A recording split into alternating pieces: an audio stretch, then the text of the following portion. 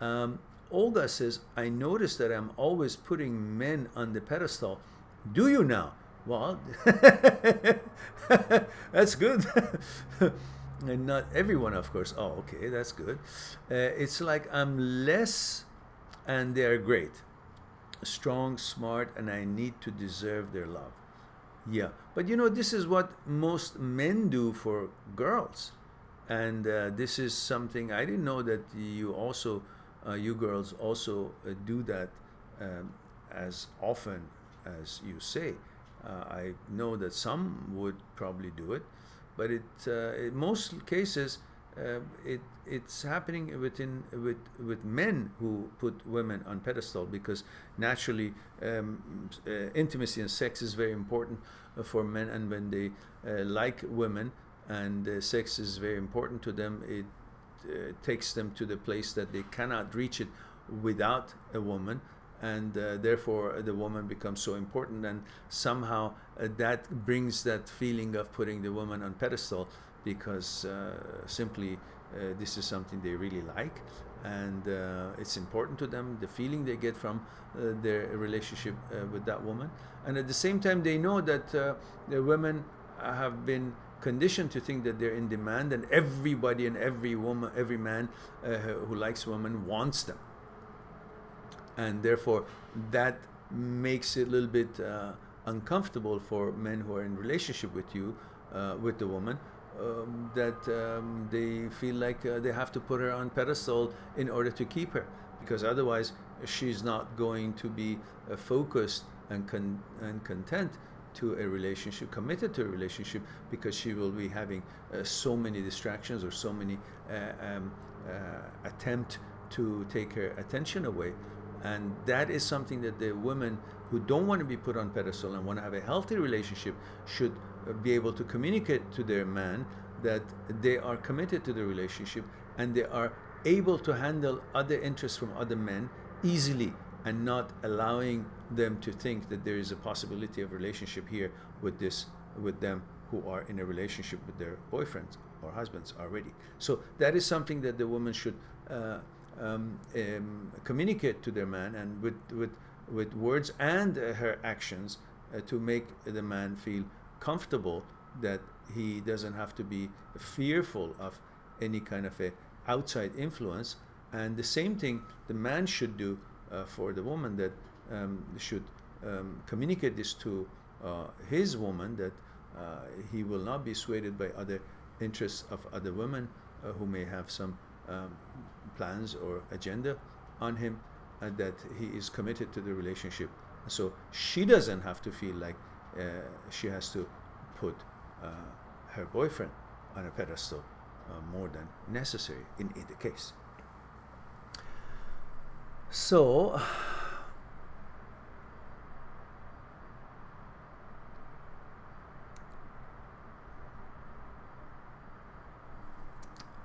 getting back to Olga's question, she said, not everyone, of course, it's like I'm less and they're great. Okay. And says, I need, it looks like that they're strong, smart, and I need to deserve their love. Maybe it's because my father did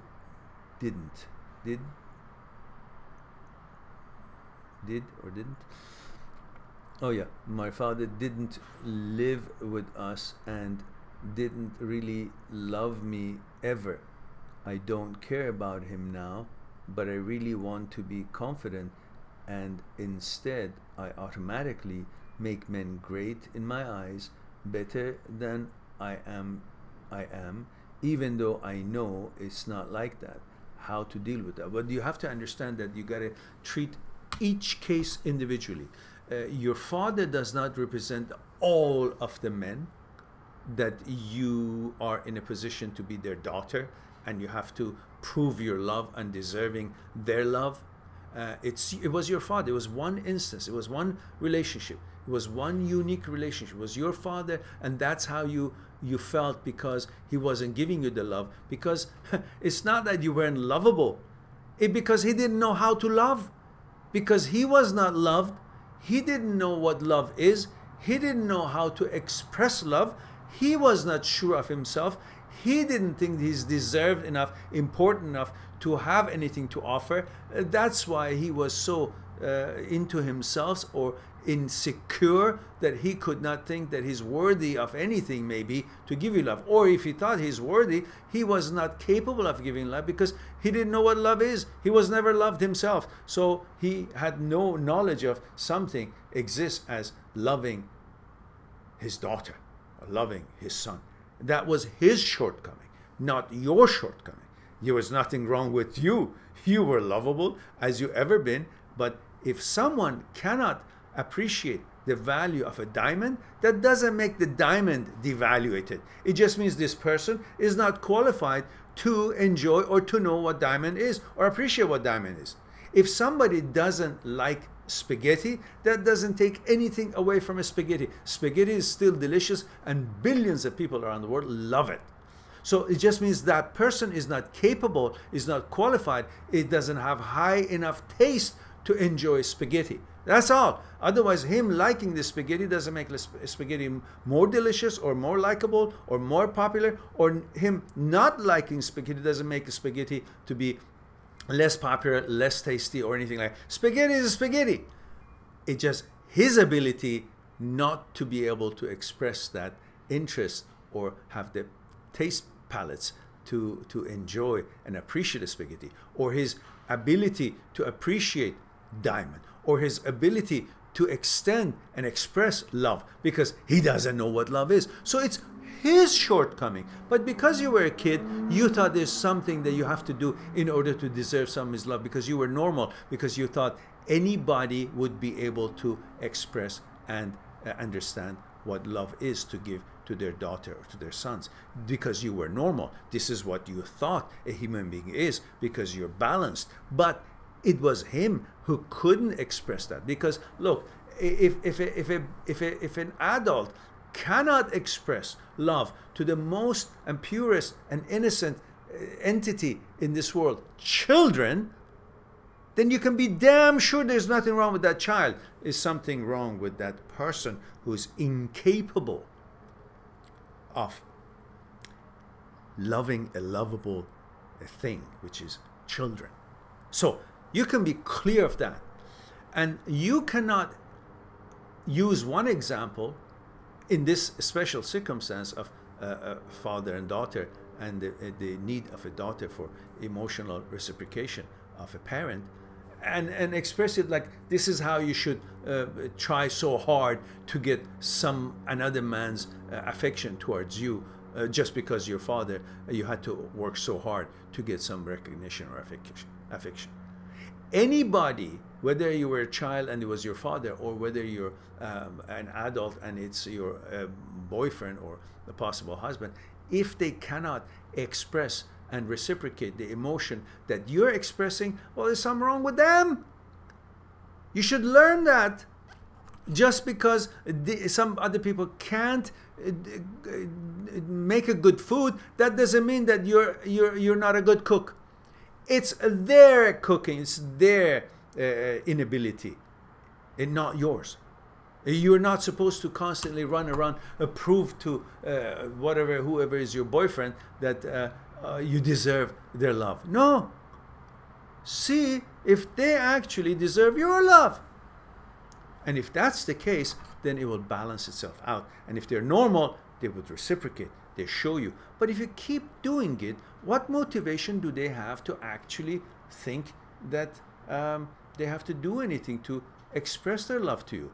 Obviously, they think, oh, if they're selfish and if they're not really a balanced human being, they feel like there's no need for them to do anything or to show any kind of emotion towards you, because you're there and doing everything for them and you're showing all the love. So they kind of try to use you. You got to understand that person before you pour the love towards them. You got to see if they have the capacity and respect for your love, and they would be able to cherish it or take care of it or appreciate it before you keep giving it. But when you keep giving it and the person is selfish or self-centered or really is incapable of responding to love and be kind and generous and considerate, then you have made the mistake to actually put the food in front of a lion who's not supposed to have your food.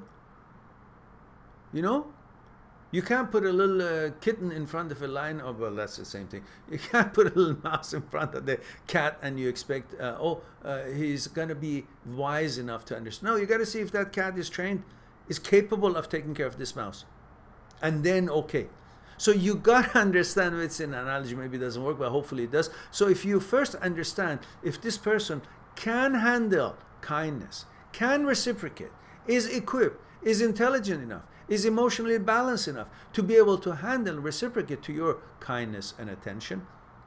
Unless you're sure of that, unless you examine that, unless you qualify that, you shouldn't be, putting everything on the table and be so kind and generous in your emotions all the time. Because that will train them to think that by their being an asshole or not, sensitive enough or kind enough or compassionate or loving or reciprocating, they're still getting all that you have to offer. So what are you teaching them? That you don't worth much? That you're going to be giving this no matter what? You have to have a balance in there. You give it to someone who is capable of taking care of what you're giving them. Yeah? If you give a sandwich or a cake that you put some time in and bake this thing to someone and that person just throws it in the garbage, why would you keep baking for that person? So you got to see that. First give them a little bit, see if they enjoyed it with enjoyment. So, thank you so much, thank you very much, I really appreciate it. So kind of you. Then you say, okay, I'll give you a little bit more. Because it looks like he's polite and kind and appreciates this cake. But if you keep giving it to them when they keep throwing it out and put it there and sit on it or walk on it and say, what the hell is that?